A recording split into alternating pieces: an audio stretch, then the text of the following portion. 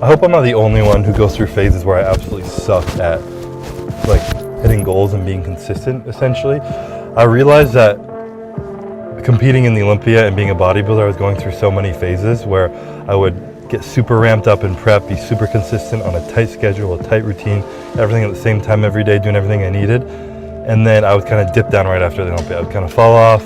I'd go to the gym when I could find the time, but I didn't really have a routine, so I would often skip days, not feel great, and I was giving myself a break. And when I did that, a lot of other things in my life were kind of falling off. And then it would slowly ramp up in my off season, you know, travel and business and work is kind of crazy, and then it would get super dialed in and locked in again for prep.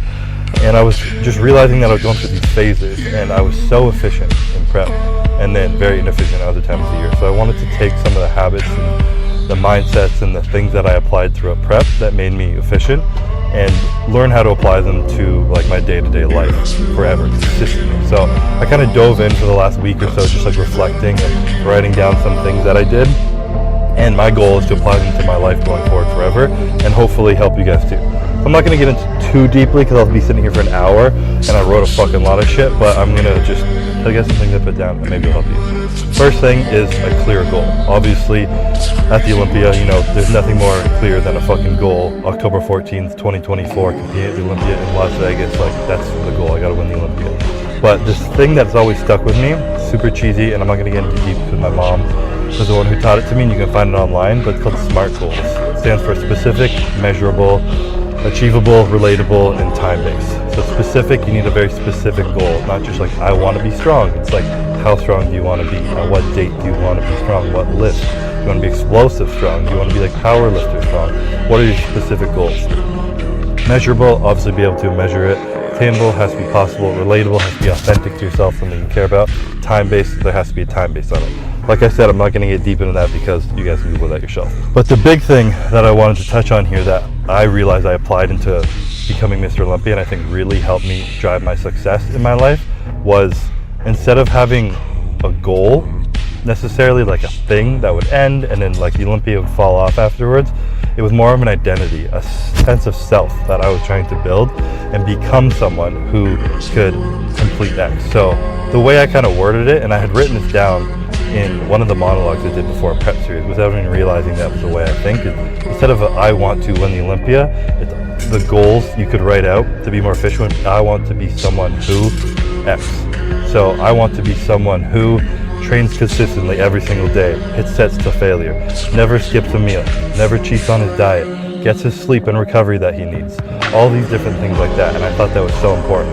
And a huge thing for me within that was it wasn't just the actions and the physical things you did, but your mentality, the way you think, the way you treat people, and all these things. Because you might think of the identity of the champion as someone who is a little bit, edges on the side of arrogant, super cocky, confident, and that's what winners do.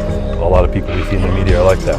But that wasn't relatable or authentic to me. So the self I wanted to portray before I was the champion was the humble, respectful champion who treated everybody the same, whether it was a former Mr. Olympia backstage, a stage marshal, a security guard, whoever it might be. The champion I wanted to be was someone who embodied that respect, because I knew people would be looking up to me when I became this champion, not only for what I did, but who I was. And I wanted to be someone that my mom and their moms would be proud of if that's how they were acting. So the next thing I kind of dove into here was you have an identity, and then creating a list of things and defining very specifically what those people do. And this comes back to that goal is I want to be someone who X. So I want to be someone who, what does Mr. Olympia do? And you write that list down, and you treat people with respect. You're humble. You go to the gym every single day, whether it's to train or to do active recovery, to stretch, to hit abs, to hit your accessory body parts. You never cheat on your diet. And doing these things as much as possible, the more you define these habits and you live these habits, you will naturally become the success that you want to achieve. So instead of chasing after that goal, you become the identity and the person that will naturally attract that goal.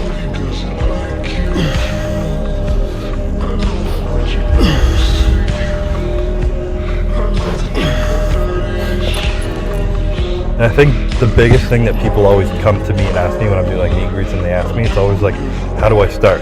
What do I do? How do I start? I have all these things X, Y, and Z. And you can watch a million YouTube videos, read a million books, and sometimes you get like overwhelmed by the amount of steps that are out there. And I mean, nothing matters unless you actually do it. So taking action is the most important and hardest part. You know, I've always had this mindset that you are not what you think.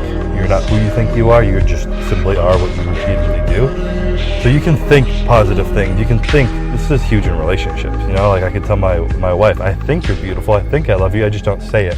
Well, she's not going to know and feel it unless I show her with my actions. And it's the same in anything in life. So taking action is the most crucial point of everything. And I think what people fuck up is they get overwhelmed with too many steps and things to do. So this is going to be the most basic tip, but the most important one, if you take anything away from this, build an identity and start fucking small to build momentum.